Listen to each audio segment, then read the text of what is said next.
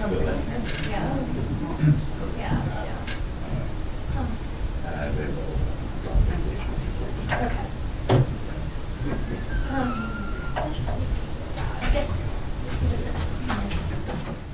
afternoon, everybody. As you can see, we have some special guests with us today. I want to introduce Ambassador David Satterfield, our Special Envoy for Middle East Humanitarian Issues, and Sonali Corday, Assistant to the Administrator of USAID's Bureau of Humanitarian Assistance. Ambassador Satterfield will make some comments at the top, and then they'll be on hand for some questions, and then I will continue on with the normal daily press briefing. So, Ambassador Satterfield, over to you. Immediately after Hamas launched its attack on October 7th, President Biden stood strongly with the nation of Israel. As the president has said many times, Israel has a right and a duty to defend itself against Hamas. Hamas committed a massacre. They used rape, sexual violence to terrorize Israeli women. They continue to hold hostages, 133 Americans, women, elderly, injured, and they hide in tunnels they purposely built over the last 16 years under civilian infrastructure, such as hospitals. We remain committed to supporting Israel in its fight against Hamas because we cannot expect Israel to accept a situation we would not, no one would, in which their citizens continue to live under active threat. But at the same time, President Biden, starting on his visit to Israel October 18, was clear. He was clear privately and publicly with the Prime Minister, with the War Cabinet, and then in his comments that Israel must do more to protect civilians, to facilitate the flow of humanitarian assistance into Gaza, and to enable its safe and unhindered distribution inside of Gaza. This is both the morally right thing to do, and it is strategically absolutely necessary. Now, the risk of famine throughout Gaza is very high, especially in the north. We've been very clear. Israel must do everything possible to facilitate efforts to avert famine in Gaza. Now, the president has made this point clear to Prime Minister Netanyahu during his April 4th call. And he also made clear that U.S. policy with respect to Gaza will be determined by our assessment of Israel's actions, immediate actions, to protect innocent civilians and ensure the safety of humanitarian workers, as well as to increase the amount of assistance reaching those in need in Gaza. Far too many Palestinian civilians have been killed and injured. As Secretary Blinken has said, even one innocent casualty is one too many. This conflict has been one of the worst in recent memory in terms of how many humanitarian workers, nearly 250, have been killed since October. Humanitarians should never be a target. Now, since the beginning of the conflict, the U.S. has been leading efforts to get humanitarian assistance into Gaza to alleviate the suffering of innocent Palestinians who have nothing to do with, indeed, are victims themselves of Hamas and its brutal rule. Let's recall, before the president's engagement, there was no food, no water, no medicine getting into Gaza. We are the largest provider of aid to the Gaza response. This is and will continue to be a top priority for the President, for the Secretary, for the United States. Now, over the 6 months past, as a result of our efforts, we have secured the opening of multiple land border crossings and the volume of assistance entering into and, most importantly, distributed within Gaza has increased significantly. But we know much more aid is needed. And that more aid needs to be done, needs to get out to reach the most vulnerable in Gaza, especially in the north.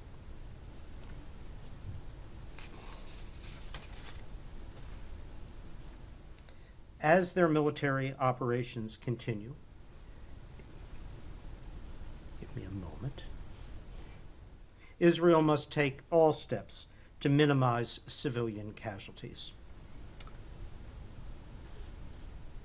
Protecting civilians is not just a moral obligation. It is that. But it's a strategic imperative. We're coordinating closely with Jordan, Egypt, the United Nations, and various international partners to ensure that these measures translate into real, sustained, long-term relief for the people of Gaza.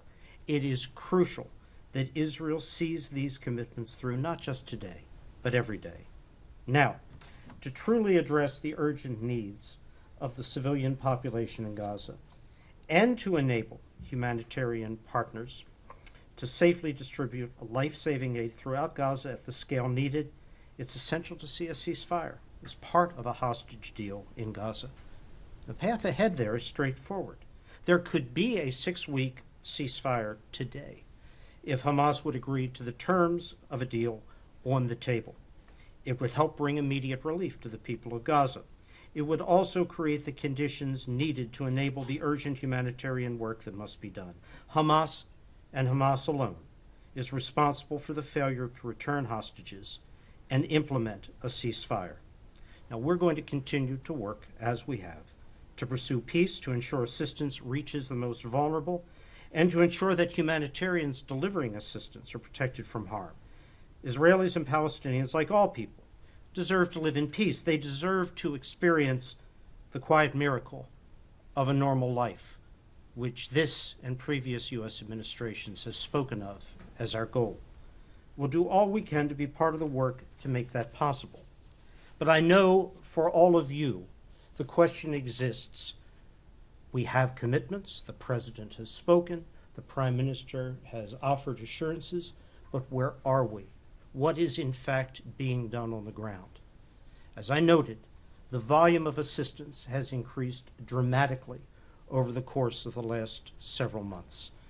Over 200 trucks of assistance per day average, and the numbers on individual days have topped 400, have entered into Gaza. Now, those numbers are important, but even more important than the number of trucks dropping their loads inside Rafah or Kerem Shalom into Gaza is the ability of the humanitarian community, primarily the UN, to distribute assistance within Gaza, to pick it up, take it from warehouses, take it from storage yards, and get it to people in need throughout South, Central, and Northern Gaza.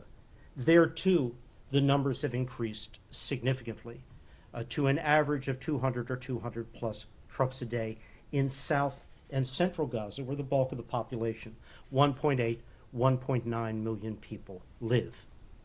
More must be done, though, to ensure that assistance is effectively and efficiently moved, not just in the South and the Center, but in the North. The population in the North is in particular threat of malnutrition, wasting, famine. And there all too little aid had come in until the last several weeks. Aid has been moving now to the north through land corridors from outside Gaza in and from within Gaza north. Nearly 100 trucks a day have been moving to the north over the course of the last several weeks. It is essential that the needs of the people living there be addressed, be assessed accurately. That process will be taking place later this week by the UN. And so we can move beyond counting trucks to focusing, and Sonali can comment on this in detail, on what specific kinds of assistance, specialized feeding, the treatments needed to deal with wasting, to deal with infant, newborn mortality and morbidity, that those can be provided to people in need. Our first priority was because it had to be averting famine. But we now need to move on beyond that goal to addressing the true needs: sanitation, availability of medicine, availability of potable water, the specialized care required for these vulnerable populations. That has to be the ongoing focus. Now, Israel has taken significant steps in these last 2.5 weeks. Erez and an additional northern crossing are in the process of being made accessible for the delivery of humanitarian assistance. That was at our request. The so-called Gate 96 crossing into the center of Gaza has been open now for several weeks and is being utilized by the UN to move assistance into Gaza.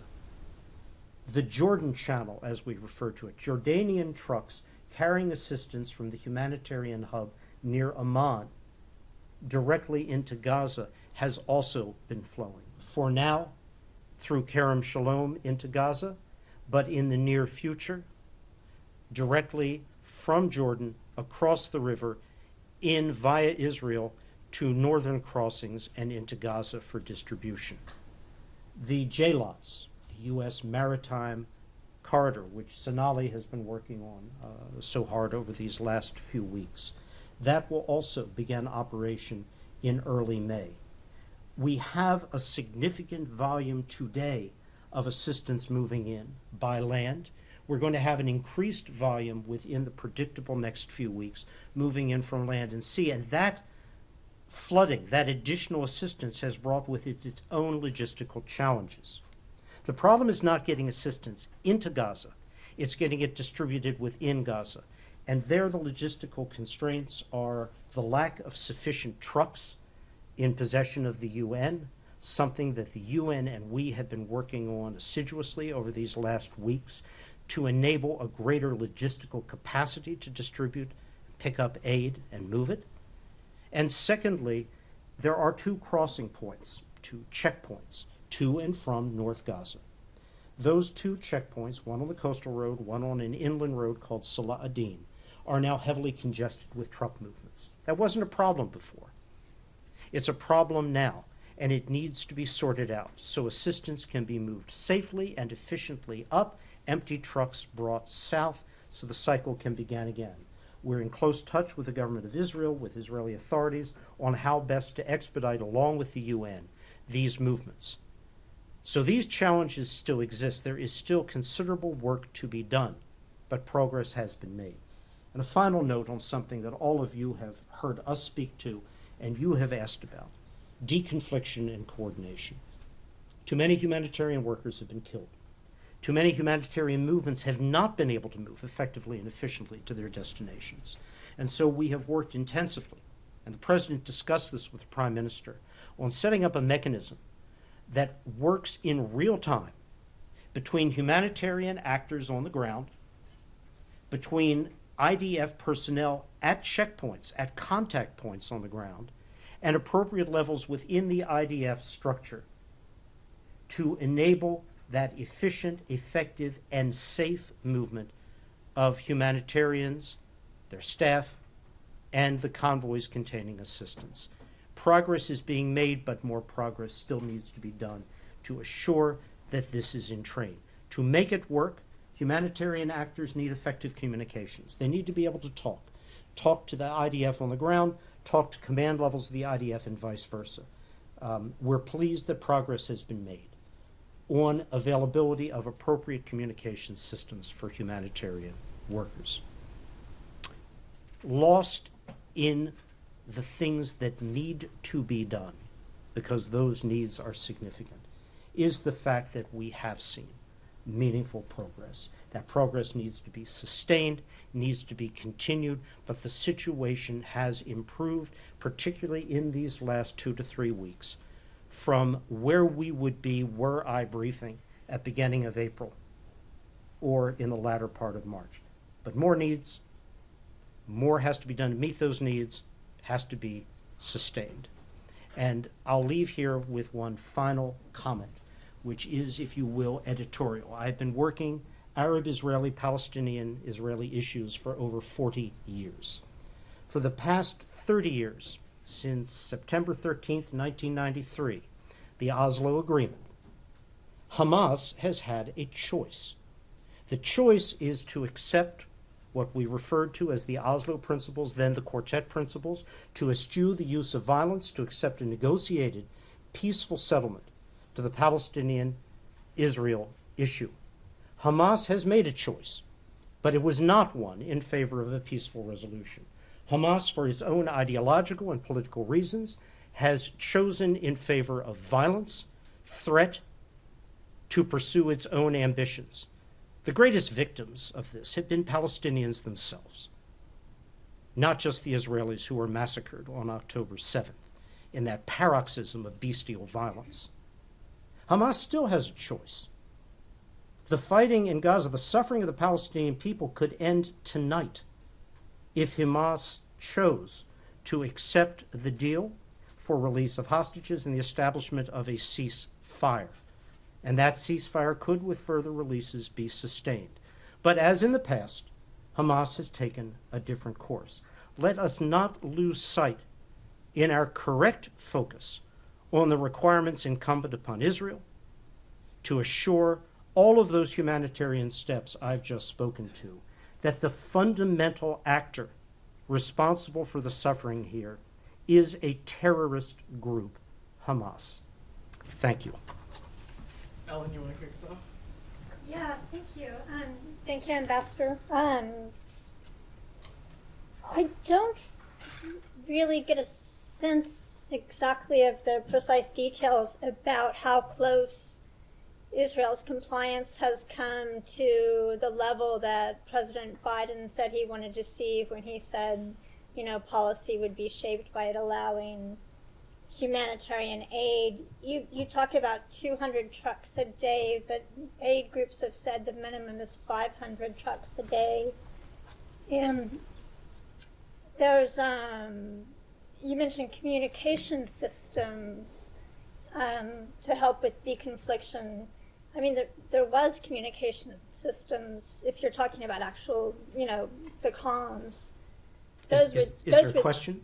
Yeah, those were there with the World Central Kitchen. And you talked about negotiations on the comms. Those are two crucial things. How it sounds like it's actually pretty far from meeting the level that's needed. And how long is Israel going to have until to meet that standard? We work closely with Israel on the commitments made by the Prime Minister to the President.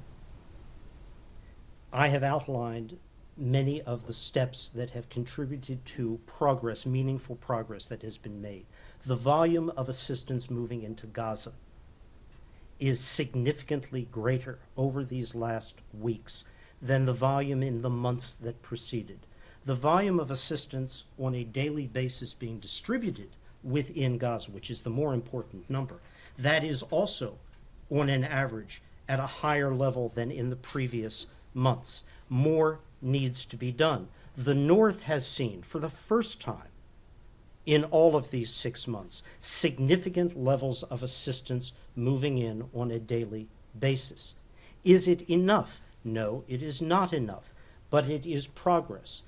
Northern crossings have been opened and are being prepared for opening in the case of Erez and another northern crossing. Ashdod Port. The president said we need to see Ashdod Port open for humanitarian goods, not just flour. Ashdod Port has been opened. That step has been taken. We'll get now into important, but if you will, secondary details. Comms equipment. World Central Kitchen did not have the types of communications systems that could have provided redundancy during that terrible event. It is essential those redundant systems with different technical operating parameters be provided. That is what Israel has now approved. So there is a change that's been made there. Water. President said water has got to be turned back on. There are 3 Mekorot national carrier pipelines into Gaza. The southernmost one has been operating. The second one has been intermittently operating. It has been under active repair because the network from delivery into Gaza through Gaza has been disrupted. The repairs are ongoing. The northern pipeline, which was turned off since October 7th, has been repaired and is functioning now. All of this reflects progress. Northern crossings, Ashdod Port open, the Jordan Channel. It is essential for us that Jordan be able to deliver trucks on a daily basis directly into Gaza. Right now, they are doing so through Kerem Shalom as an interim measure. When the northern crossings are repaired and functional, which we expect will be in the next very few weeks, possibly shorter in the case of Erez, Jordanian trucks will be able to enter there, but they're already moving. And the J-Lots is in final stages of preparation. All of this represents progress. Is there more to do? Yes. But this is a very different picture I am presenting to you than the one we would have had just 3 weeks ago on the eve of the president's call to Netanyahu. Hello, Mr. Ambassador. Thank you for being here. Just to put a fine point on my colleague's questions, 3 weeks later, can you say you're satisfied with the steps that Israel has taken so far? Has the deconfliction mechanism that you talked about, you said there's progress, is that in place now and is working? And the final thing is about the peer. We're being told US will rely on Israel for security. Can you elaborate on that? Is it going to be security of US troops provided by Israel? Who will distribute the aid inside Gaza? Thank you. I'll take your last part and turn to Sonali for that, but I am not going to give you, now spare the rest of your colleagues, I'm not going to give you a grade. Did they get an A+, an A or a B? We are in the constant process of monitoring, assessing, facilitating, supporting progress towards the goals the president set. This is not a gotcha test. At 2 p.m. on the 7th of May, will Israel pass or not? This is a set of requirements to help the people of Gaza and the humanitarian workers whose role is vital in facilitating assistance. Progress is being made, but I am not going to stand here and give you a grade on that. More needs to be done. Sonali, you want to talk about JLOTs? Sure. So just on your question on JLOTs, we're working from USAID, working very closely with CENTCOM to put together the JLOTs and the peer. We're working very closely with the UN to handle the distribution mechanism into Gaza. I'll also say that we are taking a lot of care to respect the UN's neutrality and independence in terms of distribution. Just on your question on security, I think that's best placed to DOD, but suffice it to say that IDF is providing some security and force protection measures to U.S. assets that will be offshore. And I'll have you ask my DOD colleagues further questions on that. Over. Thanks. Julie, go ahead. Mr. Ambassador, can you talk a little bit more broadly about how you see, since October 7th in particular, the Israeli government's conduct of humanitarian affairs versus Hamas's conduct of humanitarian affairs, broadly speaking? Excuse me? Hamas's conduct of humanitarian affairs? What do you mean? Well, yeah, for an example, yesterday the State Department released the annual human rights report and featured Israel alongside I'm Hamas not in going the to first comment page. on the human rights report or any aspect. Right, so of that's why I'm that. asking you about the humanitarian conduct of those governments. Hamas has I'll comment on Hamas. Hamas has spent 17 years in expending every resource provided for the people of Gaza for its own purposes in constructing a network of military facilities, tunnels embedded in, under, around humanitarian facilities as a deliberate act of preservation and advancement of their interests. Hamas has sacrificed those thousands of innocent Gazans who have been lost after their brutal massacre on October 7th. Again, inconvenient truth. I'm going to keep reminding of that. Something happened on the 7th of October which precipitated all of this. Hamas's humanitarian policy is the opposite of humanitarian. It is to use innocent civilians as shields, as presumed protection for their own facilities, for their own terrorist military forces, and for the plotting and planning, which first and foremost victimizes Palestinians and their future. And how there can be any other consideration of Hamas other than as a terrorist group who has proclaimed, I'll remind, they'll do it again and again and again if given the opportunity. That's Hamas. That's why they're an FTO. Now, with respect to Israel, we require from Israel, because it is the right and moral thing to do, a very different standard of conduct.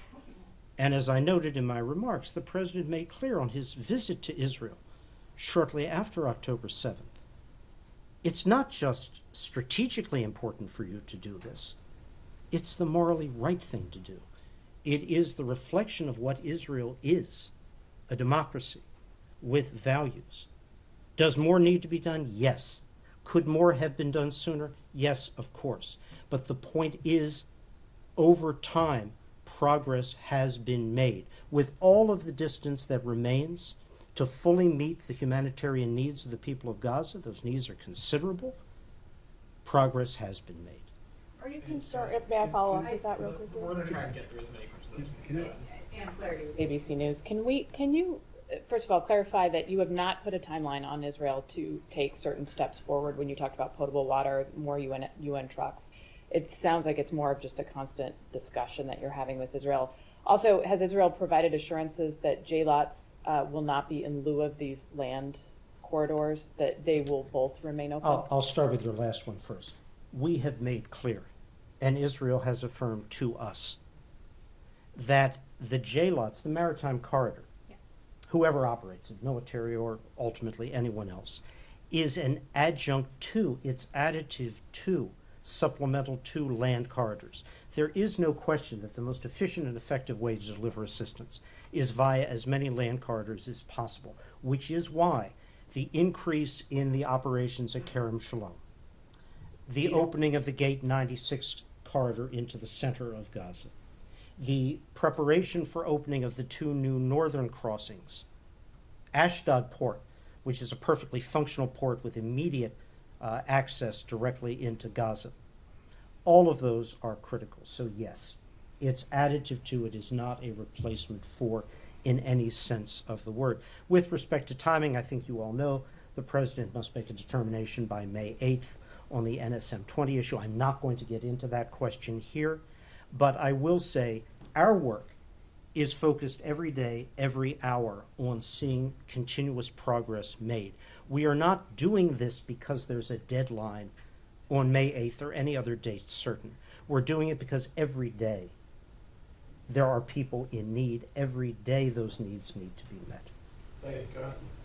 Thank you. Good to see you again, Mr. Ambassador. I have two quick questions. Would you say that famine that was looming a couple of weeks ago, 3 weeks ago, has now been averted? That's one. And second, I mean, this insistence on the 6-week ceasefire, why can't we have a permanent ceasefire? Because the implicit message for the Palestinians is that after 6 weeks, Israel can resume its bombing of Gaza and bombing civilian targets and so on. So why can't we have a permanent ceasefire? Thank you. I'm not going to get into the details, Said. I hope you will understand of the hostage deal which is presented and not accepted by Hamas, the terms of that deal. This administration has always insisted that a ceasefire is conditioned upon part and parcel of not just a hostage release, but hostage releases. Hamas has it in its hands, not just to effect a first phase release, but further releases which would extend the ceasefire beyond that point. Beyond that, I'm not going to comment. On famine, I'll turn to Sonali. Hi, thanks for that question. So we don't know. Assessments on famine are based on a very rigorous methodology that is undertaken by the IPC, the Integrated Phase Classification, which is the expert body that both collects and reviews data. So we will wait for their determination. What I will say is that in order to address this, we not only need to get trucks in, but we need to get nutritional therapies. We need to reach the moms and kids that are most at risk, especially in northern Gaza. We need to get them clean water. We need to get them health care. I will say that with 29% of children under 2 showing signs of acute malnutrition in northern Gaza, this is what was reported in the IPC, it takes time to reverse that trend. It takes at least 6 weeks to get a child who is suffering the effects of malnutrition back on track. So I don't know that we've averted it. We're certainly trying, but we'll wait for the data and the experts to tell us what they see. Thank you. Go ahead. John Hedren with Al Jazeera English. To what extent will an operation in Rafah affect your ability to get this aid in there, will it not certainly push back that effort and make things more difficult? John, you know the position which White House State have expressed, Secretary Austin as well. We could not support a Rafah ground operation without an appropriate, credible, executable humanitarian plan, precisely because of the complications for delivery of assistance, and then on top of that, the consequences of displacement of the hundreds of thousands of Rafahans already multiply displaced. Where do they go? How will their needs be met? Shelter, medicine, water, sanitation. Rafah itself today poses significant challenges in all of these areas. The compression of population, whatever the number may today be, 1.1, 1.2, 1.3 million, poses enormous challenges. Shelter, sanitation, water. To move them again under kinetic circumstances would complicate that enormously. It's for all of these reasons that we have been as clear as we have been with the government of Israel. And that's not just a past tense discussion. It is a current tense. We continue discussions with Israel on what we believe are alternate ways of addressing the challenge which we recognize, which is Hamas military present in Rafah. We get it. We understand it. But we think there are other ways to deal with this. And if there is not a credible, executable humanitarian plan, then we cannot support a ground operation. It's fair to say that Israel views that differently up till now. That's our position. Go ahead, Elizabeth, and then these guys got to wrap.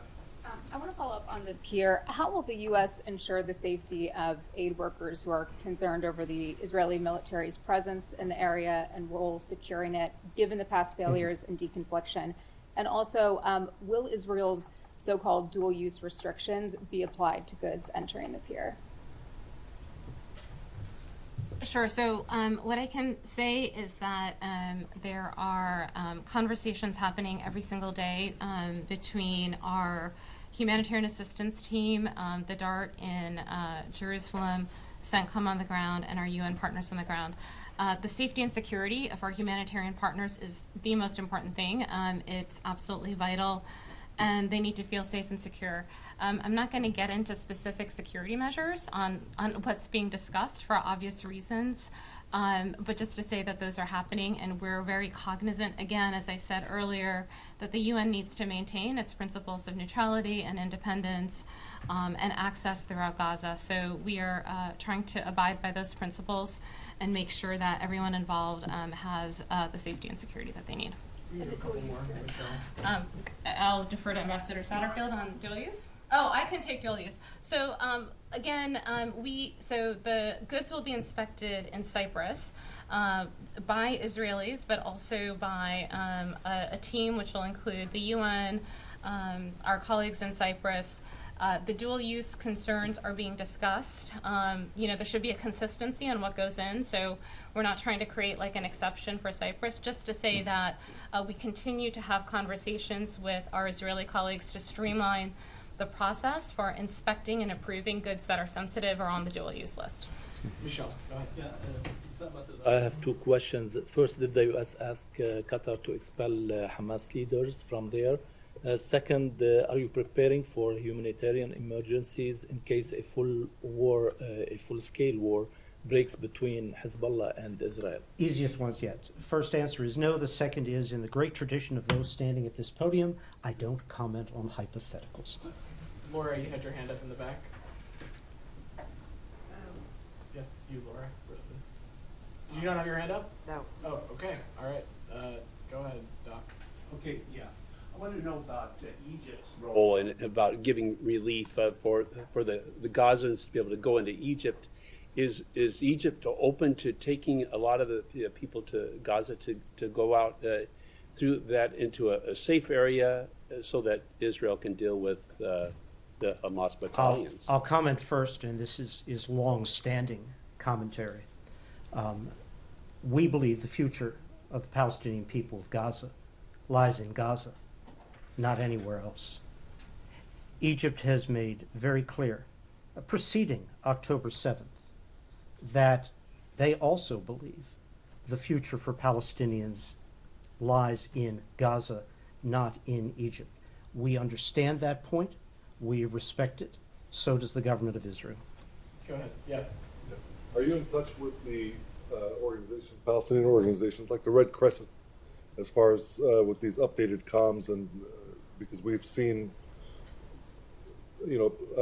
medics, for example, attacked as well by the Israelis. So there's a humanitarian hub at El Arish, in which UN agencies are represented, and of course the Egyptian Red Crescent runs that hub in close coordination for delivery of bilateral assistance, non-UN assistance, through the PRCS.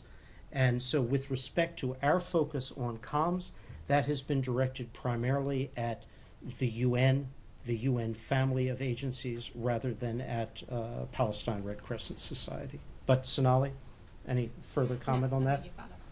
Yep. And one more question. We haven't seen too many briefings with you. Should we expect more opportunities to ask you some questions? You haven't seen them because I have been all but about 25 days of the last 6.5 months in the region working the actual issues. So I can't promise for the future, but thank you. Final question. Go ahead. Regarding the Maritime corridor from the Republic of Cyprus, do you have any updates about any possible logistic challenges, or how we move forward with that plan? I'm sorry, I think I lost that second word about any logistics. The Maritime corridor from Cyprus or Republic of Cyprus to Gaza to provide humanitarian aid? Yeah, so the update that I can give you is that we're proceeding apace and on schedule, working very closely with CENTCOM. We have colleagues in Cyprus, the government of Cyprus. We have a coalition of partners working around this, the EU, the UK, and then we're also working with CENTCOM and Israeli colleagues to set up the assistance and the beach landing spot in Gaza. And critically, we're working with UN partners to handle the distribution of assistance going into Gaza. Again, this is a humanitarian initiative. We're keeping it in line with humanitarian principles, and we hope to have more updates for you on this soon. Can I ask more questions about JLOTS? We haven't had a chance to ask anything in the past. If you want to ask one more question about JLOTS, then sure. Thank you. Thank you. Can you tell me, are things still in discussion, or is there an agreement that the WFP will actually handle the distribution part of it? Is there an agreement on the rules of engagement with the IDF? And is the deconfliction aspect handled to your satisfaction, so that you're confident that the aid workers will actually be protected as they work with the people with JLOTS? So yes, we have an agreement with the UN and WFP to work on the logistics. As I said, this is we're working out a lot of details on how this is going to work.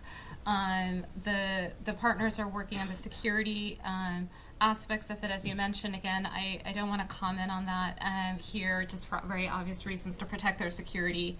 So all of these issues are being worked through.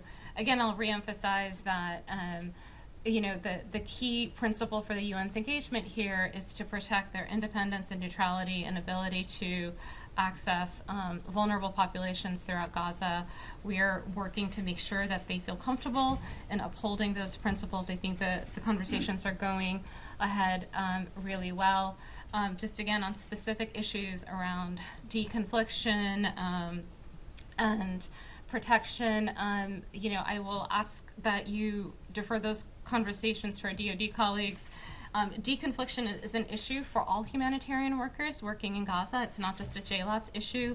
As Ambassador Satterfield said, some steps have been made to improve the system, which obviously had some failures given the World Central Kitchen attack, but also we have lost over 200 humanitarian workers through the course of this war.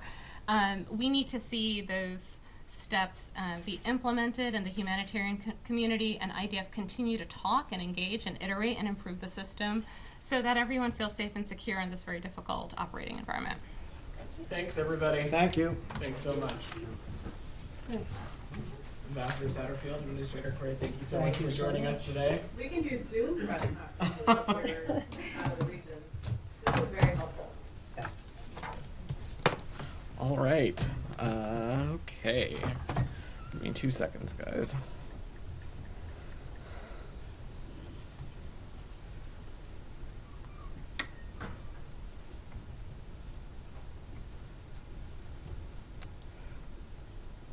All right. Well, that was very glad we were able to have them join us today. Ellen, you want to kick us back off?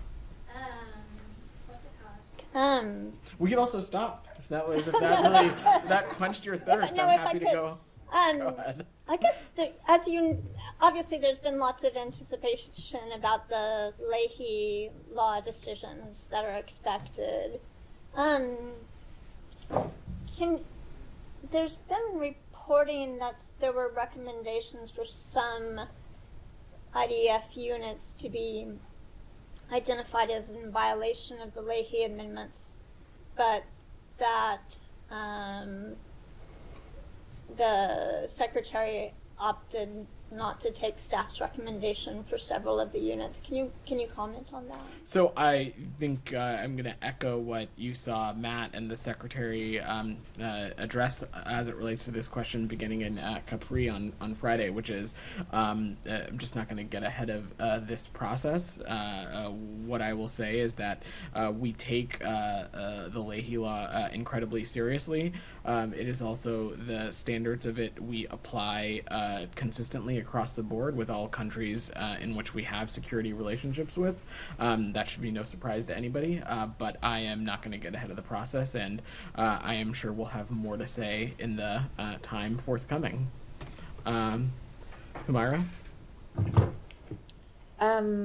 Yesterday, I think Matt said on UNRWA, you guys haven't had a chance to review it. You were still reviewing it. Do you have like an assessment on the Kelowna report's findings? So, as it relates to the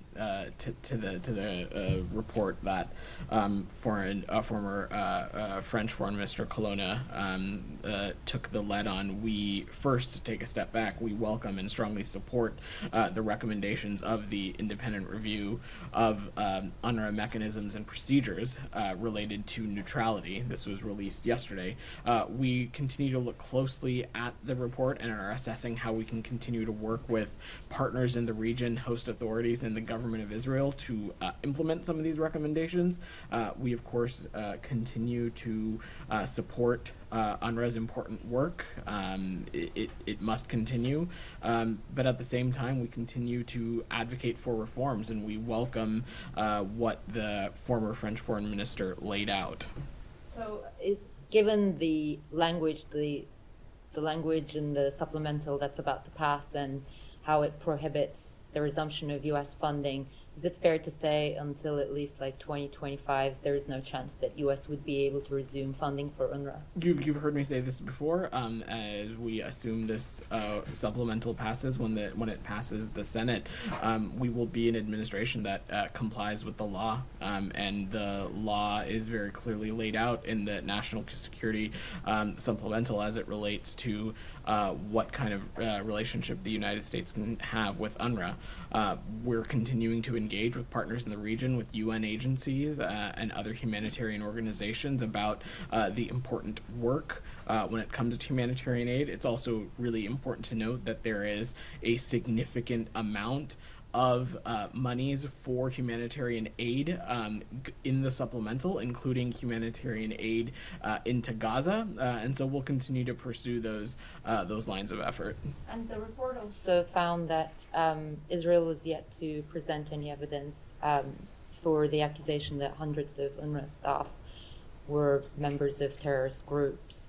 Is the U.S. going to be encouraging Israel to provide that evidence? Are you going to do anything towards that end? So our understanding is that the United Nations is continuing to pursue an investigation as it relates to that relates to the individuals alleged to have participated in the October 7th terrorist attacks, and so I will not going to get ahead of that process. Okay. And the final thing is, you must have seen the reports about mass graves containing hundreds of bodies around Al-Shifa. UN chief said he was horrified by these reports. I'm wondering if U.S. has a comment on this and whether you guys have raised this with the Israeli government. We have seen those reports, and the reports are incredibly troubling, and we're inquiring on this with the government of Israel. Correct. I don't have any specific information to offer, insight into what this is or isn't. I don't have a sense of that from up here, but we are inquiring about this with the government of Israel. Have you reached out to who? Is it I'm not going to speak to the specifics, but it should be no surprise to you that we engage with the government of Israel at all levels, often many times, multiple times a day, at all hours. And go ahead. Ambassador Satterfield seems pretty pleased with how Israel's progressing. Has the U.S. shared with Israel what would happen if Israel takes its foot off the pedal with regards to humanitarian aid? And then also a question on Ukraine. UK has already beaten us to the punch, biggest military package ever. Can you characterize if the U.S. package to Ukraine is going to look to be, is it shaping up to be the biggest ever? Let me take that in two parts. First, I'm not sure pleased is the appropriate adjective that I would use. I think Ambassador Satterfield was pretty clear that there's been some clear metrics for progress that have been made over the past number of weeks. Those are welcome steps, and they are things that we are very happy to see. However, he was also explicitly clear that there continue to be areas, specifically distribution of aid within Gaza, some of the telecommunication measures that he mentioned, sanitation in other areas, deconfliction. Those are our areas that we want to and need to continue to see sustained progress, including the sustained progress on the steps that have been made in the right direction. And as it relates to a deadline or anything like that, the secretary and the president were incredibly clear that these are kinds of steps that we absolutely need to see, or it will have a determining factor as it relates to the kinds of policy we pursue as it relates to Gaza. There has not been a change in that assessment. We expect that these kinds of efforts to be continued and sustained. This situation is still dire. Both things can be true, which is something that we've kind of been pretty clear about for quite some time now. We can see steps being taken that we think are beneficial to the overall humanitarian aid ecosystem. Stuff like the Ashdod port opening, some of these northern crossings being opened. These are all good, welcome, positive steps in the right direction. Simultaneously, there continues to be a lot of work that needs to be done. On Ukraine, look, first let me just say, as it relates to our partners in the United Kingdom, we welcome any country taking additional steps to support our Ukrainian partners and bolster the Transatlantic Alliance. An announcement not just about support for Ukraine, but also the United Kingdom committing to contribute 2.5% of their GDP towards the defense space by 2030. Again, a step that we think is in line with NATO commitments, but also, again, something that bolsters the Transatlantic Alliance. So very, very glad and happy to see that news. When it comes to the United States, we have not been shy about the fact that one of the key reasons we need this national security supplemental passed is because we need to continue to support our Ukrainian partners. We are going to wait for, I'm sure, final passage before previewing or talking about any additional next steps when it comes to how we might be supporting our Ukrainian partners. Go ahead, Saeed. Thank you. Going back to Humaira's question, just to follow up on that. Now, it seems that more than 300 bodies have been found. The United Nations is asking or calling for an independent investigation. Would you support such an independent investigation? Right into now, this Saeed, matter? we are asking for more information. Right. That is squarely where we're leaving the conversation. I don't have any details to match, confirm, or offer as it relates to that. We're aware of those reports, and we have asked the government of Israel for additional clarity and information, and that's where I'm at for I today. understand. If Secretary General Guterres asked for your support in this effort, would the United States support him? in You the are pursuit you're asking about a hypothetical, Saeed, which again I'm not going to get ahead of until we have greater fidelity on information as to what this is, and we're hoping to get that from the government of Israel as soon as possible. All right. Now, Israel is said to be expanding the so-called safe zone in Gaza as it prepares to invade Rafah. I wonder if you've seen the report, and if you have any comment on that. I've not seen that report, Saeed. But look, any kind of action that it would be inconsistent with what we'd consider the forced relocation or the forced movement or eviction of Palestinians from their homes in Gaza is something that is inconsistent with the principles that Secretary Blinken laid out in Tokyo last December. And a key tenet of that continues to be that there can be no forced relocation. Ellen, you had your hand up. I was just going to say on the issue of investigating or finding out the truth of the allegations of the mass grave, the State Department's Human Rights report yesterday said along the lines that it knew of no instances where Israeli officials had brought accountability basically for crimes alleged in Gaza. In those circumstances, I mean, with that kind of determination by the State Department itself, is waiting for Israel to investigate it the appropriate course of action? So that's not first, I think we should clarify what the Human Rights Report is and isn't. It isn't a determination or an assessment by the State Department. What it is a compilation of submitted violations of human rights all around the world that are done in close coordination with our embassies and consulates and all the places that we have them, with civil society organizations, with media organizations. That's how that report is compiled. I will also note that it is not an exhaustive or a list of every single human rights violation in the world. It is a compilation. But you saw the Secretary speak to this a little bit yesterday. First, as it relates to our own system, when it comes to violations of human rights, there are processes and protocols and procedures in place for the United States to assess what is happening on the ground. These are thorough, deliberate, detail-oriented processes that can take time. Those processes are ongoing, and we'll continue that work as we continue that work in any conflict zone around the world.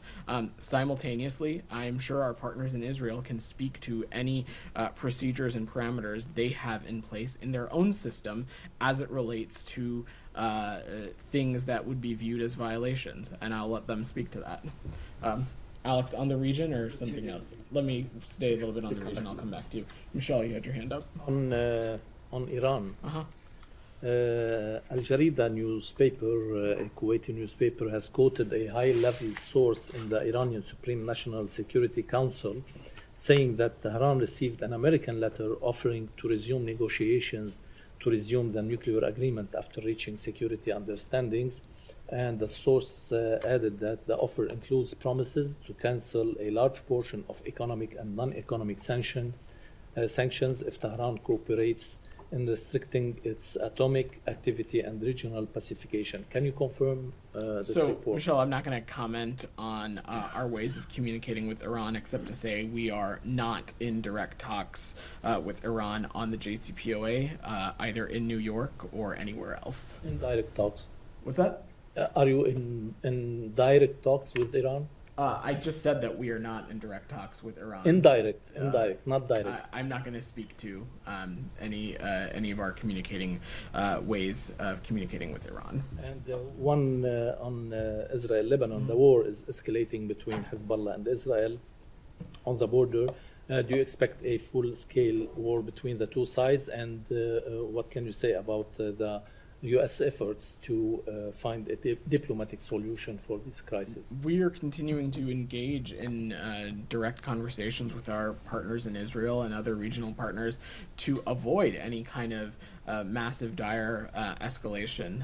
As we know, Israel has this challenge of defeating Hamas in Gaza, but simultaneously is dealing with the threat from Hezbollah in the north. And Israel, of course, has every right to defend itself and right to its security. But we have been clear with everyone that we possibly can that it's from the United States point of view, we're not interested in seeing this escalate. But I don't have any other thing to offer on the process there. On the Middle East or anything else?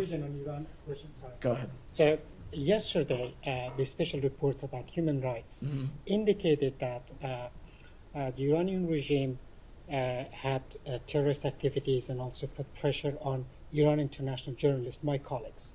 So in one occasion, they had to move their office from London to Washington, D.C. So do you have any comment on that? Because this is a serious attack on journalists who are working in the United States and also in the UK. Yeah. And they are my colleagues, and they are concerned about this. So first, let me just say I'm not going to comment on any particular report or any particular anecdote laid out in the human rights report, but it should be no surprise to anybody that Iran continues to be one of the largest exporters of terrorism and has been so since 1979. Simultaneously, it is also a regime that has showed blatant disregard to a free and open press and media environment. I mean, you have seen over the course of the past 3 years alone a serious crackdown within Iran on civil society, on media organizations, on human rights. We will continue to take steps to hold the Iranian regime accountable for its human rights violations, for other malign activities, and we'll continue to do that. One follow-up. I'm going to work the room. Go ahead. Yeah. According to Jewish press and Middle East foreign reports, the U.S. State Department has announced that it will take legal steps against the Israeli Army's unit known as the Netzah Yehuda Battalion, based on reports that the U.S. gets from Dawn, which is We've spoken to this pretty regularly since Friday, and your colleague just asked about it at the beginning of the press briefing, so I would ask you pay attention. But I will just reiterate what I said, which is that we're not going to get ahead of our determinative or deliberative processes here. We take our role and responsibility as it relates to implementation of the Leahy Law quite seriously. Its standards are applied consistently to all countries who we have security relationships with, but I don't have any announcement to make. This is a follow-up to this. According to U.S. State Department website report, the U.S. has declared that it will take action against those who undermine peace, security, and stability in the West Bank, which undermine the national security and foreign policy objectives of the United States, including the viability of the two-state solution. So does that mean that the U.S. will take action against Arabs who raise millions to support any Arab who murders a Jew, or take action against the Palestinian Authority for the pay for slave, for the pay salary for life to any Arab who murders a Jew, and finally take action against the Palestinian Ministry of Education, whose new curriculum indoctrinates Palestinian Arabs to destroy Israel? So I see you're trying to connect a couple different threads there. First, the sentence that you quote from, you're talking about actions that the United States took in response to violence, extremism that we are seeing in the West Bank. And yes, that absolutely is a detractor from peace and stability in the region. It's a detractor from Israel's own security. It takes us further away from a two-state solution. And as you saw, we won't hesitate to take appropriate actions to actors who partake in that kind of activity. Simultaneously, when it comes to the PA, which is what I think you're referring to, issues like the so-called martyr payments are something that we have raised regularly in our engagements with the PA. It is a tenet of the kinds of reform that we are continuing to insist the Palestinian Authority undertake, and we'll continue to have those kinds of conversations. In the back. Go ahead. Okay. So on the reforms, today the new Palestinian Prime Minister announced a new package of reforms designed to strengthen the Palestinian Authority. and it seems like largely these reforms were the same as promised by the previous prime minister. Has the State Department been in touch with the Palestinian Authority and about these reforms that were announced? We have conversations with appropriate members of the PA regularly. I don't have any conversations to read out, but broadly, reform is something that we have stressed and made clear to them as part of the broader conversations we continue to have for peace and stability in the region. But I'm happy to check if we have had any more specific engagements on this news. Are you familiar with the? I've seen the reports. I've not. I think it broke right before I came out, so I haven't had an opportunity to look into it. But we're happy to check with the team. Go ahead. Yes, you. Thank you so very much. Regarding the recent sanctions by United States on Pakistan. I'm going to see if there's anything else on the Middle East before we come to any other topics. So regarding the recent diplomatic push by the United States towards Saudi Arabia and Israel about normalization ties. So do you think so with the ongoing circumstances, what is the line of action you have, as Netanyahu is not even bothering United States regarding the aid measures, regarding the ceasefire, regarding the hostages deals, and meanwhile you have many Israeli politicians you hosted here just for another attempt, in possible house change in the Israeli Knesset. So what is the line of action you have? We've been pretty clear that we think further integration of Israel into the Middle East region is in better, it's in better interest of Israel's security. It's in better interest for the United States, and it is a further way for us to push back against Iran's malign and destabilizing behavior.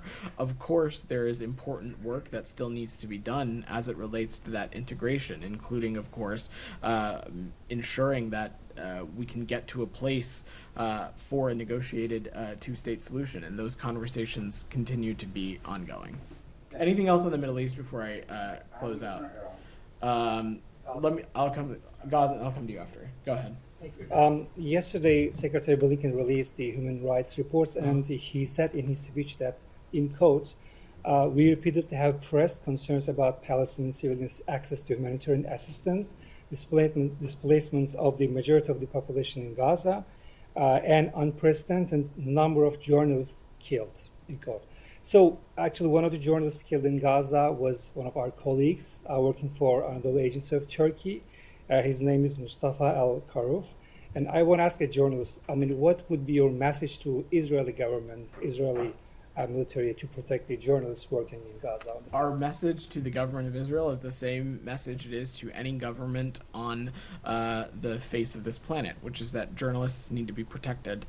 They do important work. They do especially important work in conflict zones where they shed light on what is happening on the ground, often in circumstances where it is not easy for public to get their information or get a sense of what is happening. And somewhere like Gaza, they do critical work of informing people about what's going on. And so our message everywhere is journalists, media organizations absolutely need to be protected. You had your hand up in the back. Go ahead. I did. Thanks, Vedant. I just wanted to circle back to what one of our colleagues asked, which was in relation to the mass graves story.